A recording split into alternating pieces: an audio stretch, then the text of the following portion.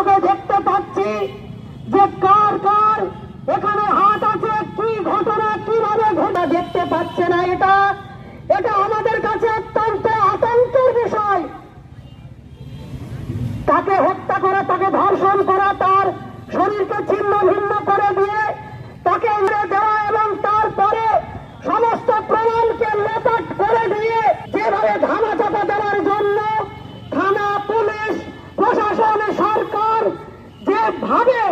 অত্যন্ত চতুরতার সাথে এই বিষয়টাকে নিয়ে এখনো